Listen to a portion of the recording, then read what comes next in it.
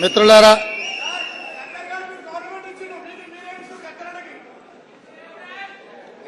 ఈరోజు రవీంద్ర భారతిలో గద్దరన్న ఫౌండేషన్ తరఫున గద్దరన్న జయంతిని నిర్వహిస్తే ఈ కార్యక్రమంలో ఉప ముఖ్యమంత్రి మిత్రుడు బట్టి విక్రమార్క గారు, మంత్రివర్యులు జూపల్లి కృష్ణారావు గారు, మంత్రివర్యులు మిత్రుడు పొన్నం ప్రభాకర్ గారు, మధు యాస్కి గారు, పెద్దలు కంచె ఐలయ్య గారు, వారి కుటుంబ సభ్యులు, చాలామంది ఇక్కడ గద్దరన్న అభిమానులు, కవులు, కళాకారులు ఈ కార్యక్రమంలో హాజరయ్యి మనమందరం గద్దరన్న కుటుంబ సభ్యులం, ఆ కుటుంబానికి అండగా నిలబడతామని ఇక్కడికి విచ్చేసినందుకు మీకు అందరికీ మనస్ఫూర్తిగా ధన్యవాదాలు. మిత్రులారా,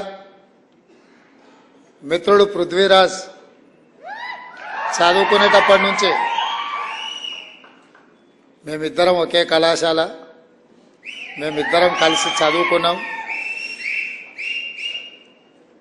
నాకు చాలా మంచి మిత్రుడు, కానీ ఆయనలో కళాకారుడు, కవి ఉన్నాడని, పాడతాడని నాకు ఇప్పుడే మొదటిసారి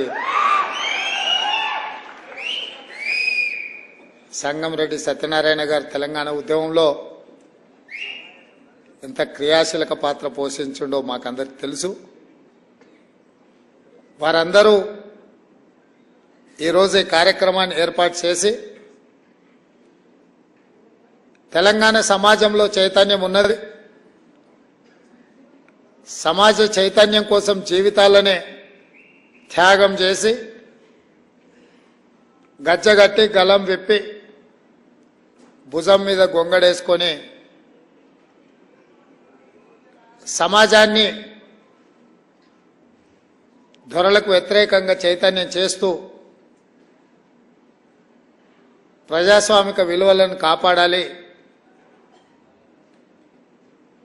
పేద ప్రజలకు, ముఖ్యంగా దళితులకు, గిరిజనులకు, బడుగు బలహీన వర్గాలకు, మైనారిటీలకు, మహిళలకు న్యాయం జరగాలి, వాళ్ళు అభివృద్ధి చెందినప్పుడే ఈ సమాజం నిజమైన అభివృద్ధి సాధించినట్టు అని చెప్పి గద్దరన్న నిరంతరం పరితపించాడు. మీ బొక్కలే చక్కగా లేదు, ఏ రకంగా మళ్ళీ ఈ రాష్ట్రానికి ముఖ్యమంత్రి అవుతామని పగటి కళలుగా అంటారు. చేసి చూడండి ప్రయత్నం, తెలుస్తుంది మీకు ప్రజల యొక్క ఆగ్రహం. ఆనాడు నాదెండ్ల భాస్కరరావు గిట్లాంటి వేషాలు వేస్తే ఊర్లకు ఒక్కరిని కూడా రానియలే ప్రజలు. ఇవాళ అట్లాంటి ఆలోచన ఎవడన్నా చేసిండంటే గ్రామాలలో ఇక్కడ ప్రజలు గోరీలు కడతారు. మళ్ళీ మీ గోరి మీరు కట్టించుకోవాలనుకుంటే, బతుకుండగానే తెలంగాణ ప్రజలు మీకు గోరి కట్టాలనుకుంటే ఇట్లాంటి విపరీతమైన కోరికలు మీ మెదడులో వస్తాయి. అది మీ ఒంటికి ఇంటికి మంచిది కాదు. ప్రజలెన్నుకున్న ప్రభుత్వాన్ని, ప్రజలకు మంచి పరిపాలన అందించడానికి ప్రతిపక్షంగా సలహాలు సూచనలు ఇవ్వండి. మా ప్రభుత్వం ఎప్పుడు ద్వారాలు తెరిసే ఉన్నాయి, చేతనైతే సలహాలు ఇవ్వండి, ప్రతిపక్ష పాత్ర పోషించండి తప్ప. అక్క కూడా ఇంతకుముందు అన్నది, ఏంది తమ్మి గవాడు గని మాటలు మాట్లాడుతుంటే నువ్వేం అంటలేవని.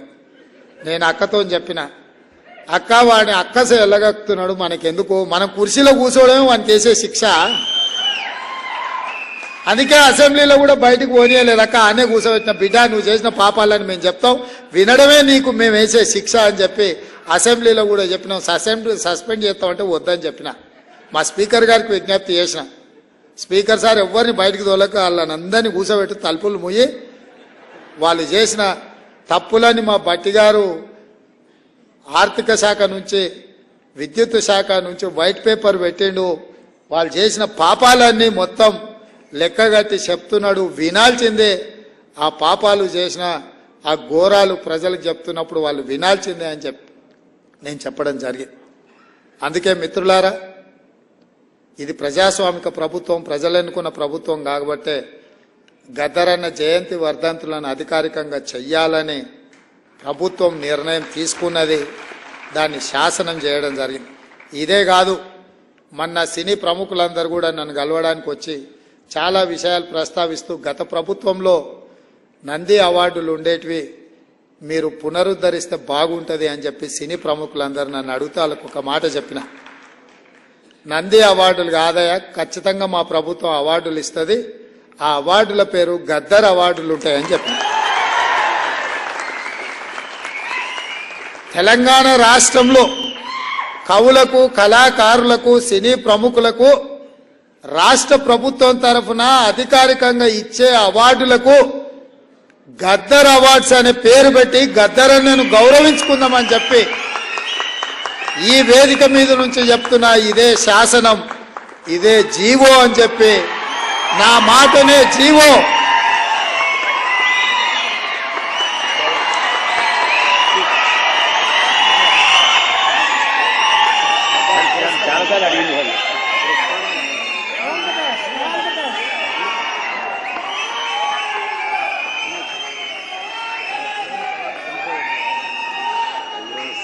ఇదన్నిటికంటే best award.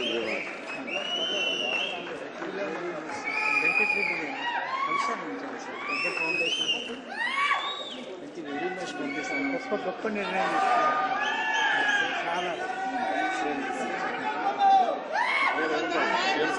one people's heart are a good great decision.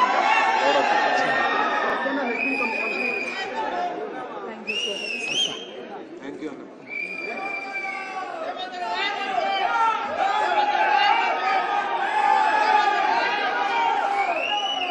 మిత్రులారా, అది కూడా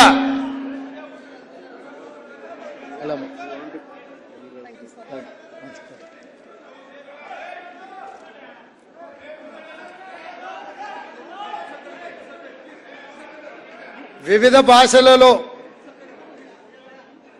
గద్దరన్నకు గొప్ప గుర్తింపు ఉంది. కానీ తెలంగాణ రాష్ట్రము, ఈ తెలంగాణ ప్రజలు ఎన్ని తరాలైనా గుర్తుపెట్టుకోవాలంటే గద్దరన్న పేరు మీదనే గద్దరన్న పురస్కారాలను ఈ కవులకు, కళాకారులకు, సినీ ప్రముఖులకు ఇవ్వాలి అని నిర్ణయం తీసుకున్నాం. మొన్న వాళ్లకు చెప్పిన, ఈ రోజు ఈ వేదిక మీద నుంచి తెలంగాణ సమాజానికి చెప్తున్నా, నా మాటనే శాసనం, నా మాటనే జీవో గద్దరన్న పేరు మీద అని ఈ సందర్భంగా తెలియజేస్తున్నా. అది కూడా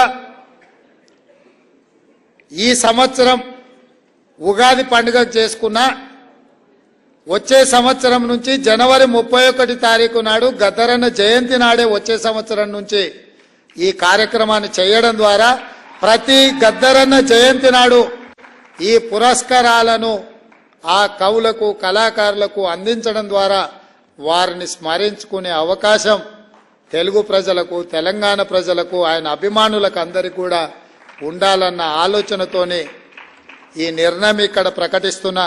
తప్పకుండా మా సహచార మంత్రులు నా నిర్ణయాన్ని ఆమోదిస్తారని, ఈ నిర్ణయానికి తప్పకుండా అండగా నిలబడతారని నేను భావిస్తున్నా.